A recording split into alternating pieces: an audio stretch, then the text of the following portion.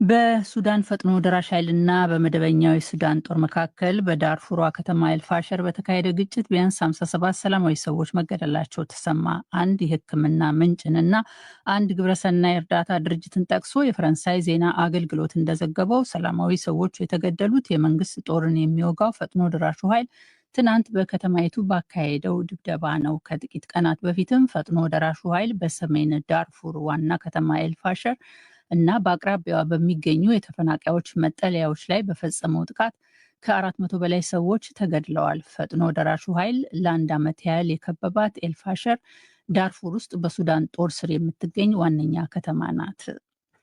የሶማሊያና የዩናይትድ ስቴትስ ኃይሎች አሸባብ ጥቃት በከፈተበት በአዳን ያባል ባካሄዱት የአየር ጥቃትና ውጊያ 12 የቡድኑን ሚሊሻዎች መግደላቸውን የሶማሊያ መንግስት ዛሬ አስታወቀ። በአሸባብ ተዋጊዎች የተወረረችው ከዋና ከተማይቱ ከመቀድሾ በስተሰሜን የምትገኘው አደን ያባል በሶማሊያ ወታደራዊ አዛዦች ጦር ሰፈርነት ታገለግላለች። የሶማሊያ የማስታወቂያ ሚኒስቴር በኤክስ ገጹ እንደጻፈው የሶማሊያ ጦር ኃይልና የዩናይትድ ስቴትስ የአፍሪቃ እዝ ትናንት ሌሊት የፈጸሙት ድብደባ ዓላማ አሸባብ ያሳደረውን ስጋት ማርገብ ነው። የአየር ጥቃቱ ኢላማ የነበረው ስፍራ የቡድኑ ሚሊሻዎች የሚሰባሰቡበትና የሚደበቁበት መሆኑን የጠቀሰው ጦር ኃይሉ ስለ ዘመቻው የወጡ የመጀመሪያ ደረጃ ዘገባዎች የቡድኑን ከፍተኛ መሪዎች ጨምሮ 12 ሚሊሻዎች መሞታቸውን እንደሚጠቁሙ አስታውቋል።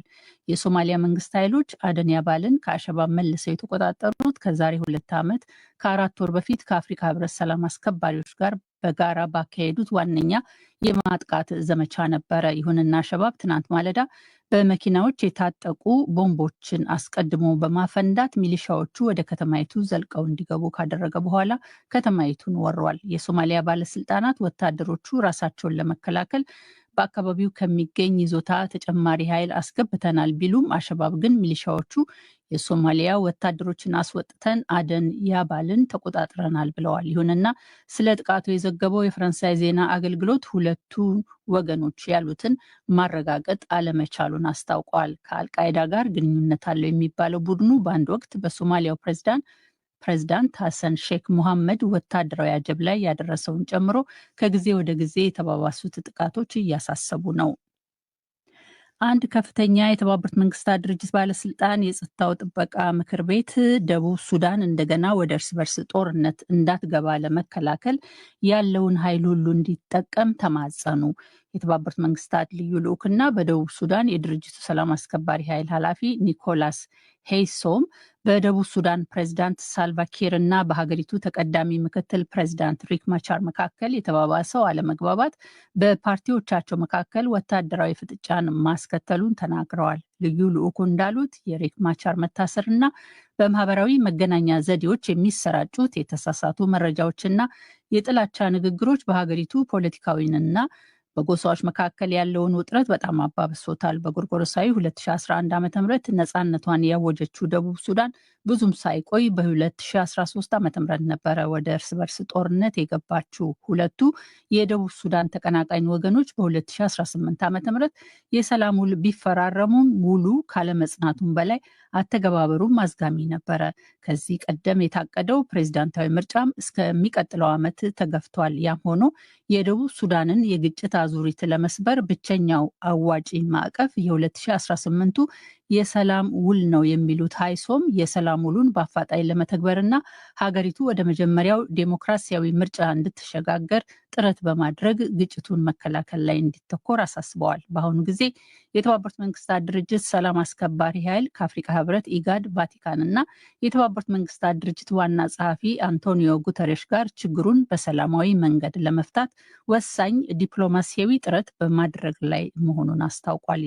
የጸጥታው ምክር ቤት ደግሞ ተቀናቃኞቹ ወገኖች የተኩስ አቁሙን እንዲያከብሩ፣ ራሳቸውን እንዲቆጥቡና ልዩነቶቻቸውን በውይይት እንዲፈቱ እንዲማጸን ጥሪ አቅርበዋል። ይህ ዶይቼ ቬለ ዲ.ደብሊው ነው።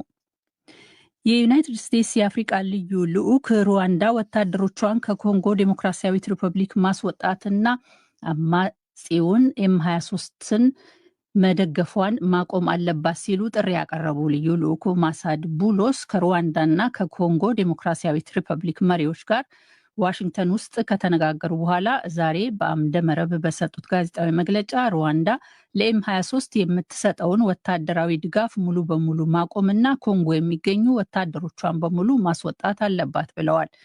ቡሎስ ኤም23 ትጥቅ እንዲፈታ ውጊያውም በውይይት መፍትሄ እንዲያገኝ ተማጽነዋል። ምስራቅ ኮንጎ የሚገኙትን ጎማና ቡካቡ ከተሞችን የያዘው ኤም23 ተጨማሪ አካባቢዎችንም ለመቆጣጠር እየዛተ ነው። በቅርቡ በምስራቅ ኮንጎ በተካሄደው ውጊያ በሺዎች የሚቆጠሩ ሰዎች ሲገደሉ 10 ሺዎች ደግሞ ወደ ጎረቤት ሀገራት ተሰደዋል።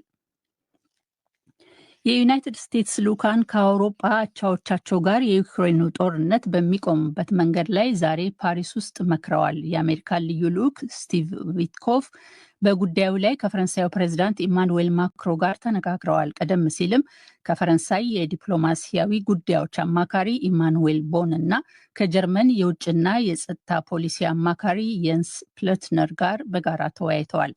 በኤሊዜ ቤተ መንግስት መግለጫ መሰረት የዩናይትድ ስቴትስ ውጭ ጉዳይ ሚኒስትር ማርክ ሩቢዮ ከፈረንሳይ ውጭ ጉዳይ ሚኒስትር ዦን ኖኤል ባሮ ጋር ምሳ እየበሉ ስለ ዩክሬን ጦርነት፣ ስለ መካከለኛው ምስራቅ ሁኔታና ዩናይትድ ስቴትስ በጣለችው ቀረጥ ላይ መክረዋል። በዚሁ ውይይት ላይ ለመሳተፍ የዩክሬን ፕሬዝዳንት ቢሮ ኃላፊ አንድሬ የርማርክ፣ ውጭ ጉዳይ ሚኒስትር አንድሬ ሲቭ እና የመከላከያ ሚኒስትር ሩስተርን ኦመሮቭ ፓሪስ ናቸው። ሩሲያ፣ የዩናይትድ ስቴትስ፣ ዩክሬን እና የአውሮፓ ሀገራት የዛሬው የፓሪስ ውይይት የዩናይትድ ስቴትስ ልዩ ልዑክ ስቲቭ ዊትኮፍ የዩክሬን ጦርነትን ለማስቆም የሚደረገው ጥረት በምን ደረጃ ላይ እንደሚገኝ መረጃ የሚሰጡበት እንደሆነ ተናግራለች። የክሬምሊን ቃል አቀባይ ዲሚትሪ ፔስኮቭ ዊትኮፍ ባለፈው ሳምንት ጦርነቱ ሊቆም በሚችልበት መንገድ ላይ ከሩሲያው ፕሬዝዳንት ቭላዲሚር ፑቲን ጋር ዘለግ ያለ ውይይት ማድረጋቸውን አስታውሰው የአውሮፓውያን ፍላጎት ግን ሌላ ነው ብለዋል።